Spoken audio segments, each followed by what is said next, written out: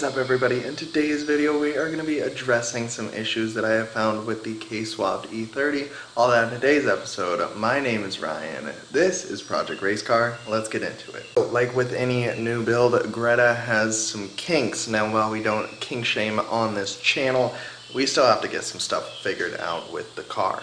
So number one, some of you guys have asked about this. A lot of you guys have probably noticed Greta sounds like a cammed V8, right? She has a K24 A2 and the idle is super lopey.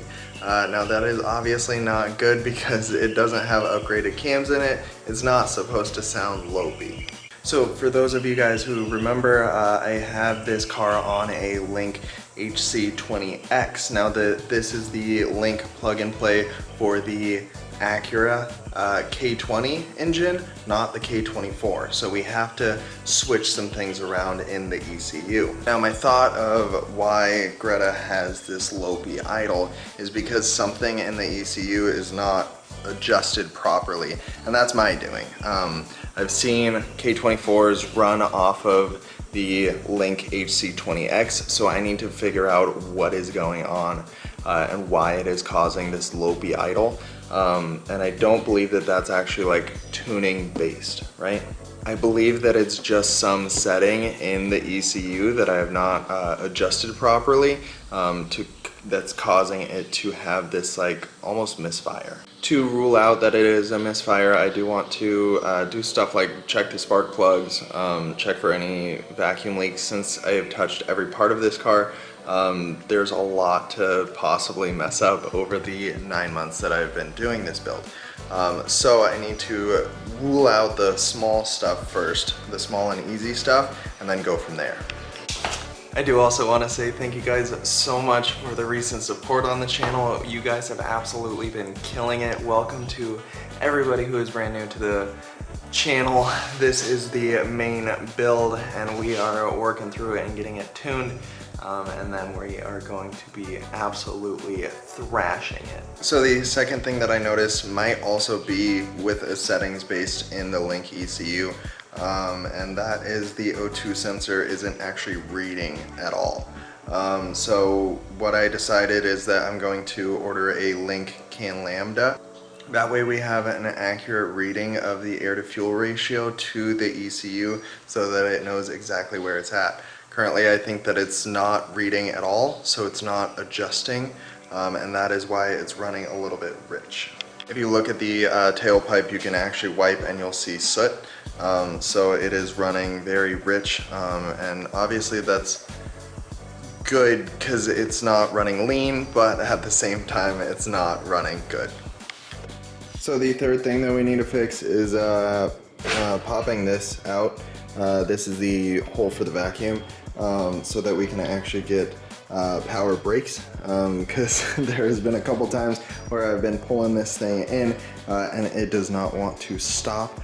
So I'm going to, I put some RTV on the end of this hose and just plugged the hole.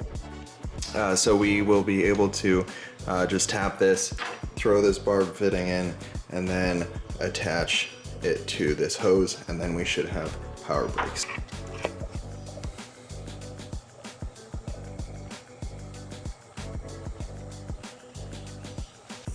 Then we just thread this thing through.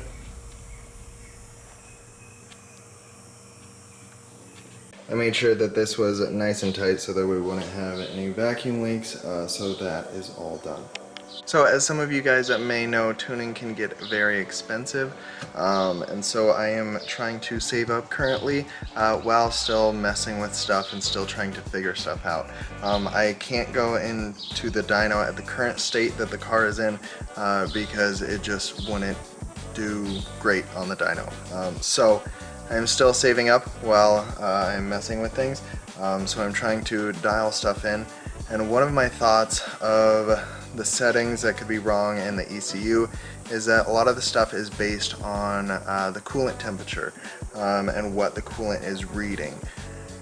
However, the coolant temperature that I have in the car is the OEM BMW one, where the Link ECU, I believe, thinks that it's a Honda sensor. So I need to figure out what the temp sensor is doing, what it is reading, and if that would change anything of things in the tune.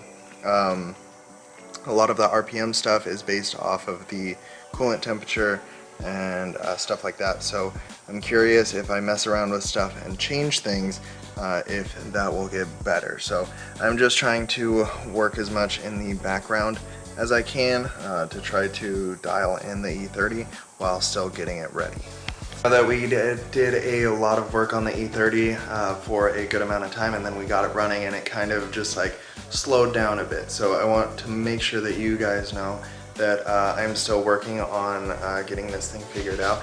I'm still making progress, but some of it just isn't as exciting as some of the other stuff was. So I'm going to try to keep you guys updated as much as possible and still try to mess with the E30. I think with getting the can lambda and getting that figured out and getting the exhaust to actually communicate with the ECU is going to be a huge step in the right direction. That way we know exactly what we're tuning at and exactly what it's reading and thinking that it's doing, right? The other thing of re-going over all of the settings and making sure that everything knows what it's doing and that it is running off of a K24A2 and specifically that. I need to make sure that all of that stuff is working properly before we continue to make modifications, drive the car, and even run the car. This is just part of building cars and trying new stuff, especially with a standalone ECU and an aftermarket everything. So if you guys are finishing a build, just know that there are going to be some headaches that you just have to work through and that it will come. You just have to keep going. Other news on the channel, I am going to be doing a good amount of maintenance on my daily driver. I've been neglecting that car for months now, and it is getting to the point where stuff starts to need to be replaced. It just hit 200,000 miles, so I need to do the timing belt and a whole bunch of other maintenance stuff. So if you guys are interested in that, let me know in the comments down below.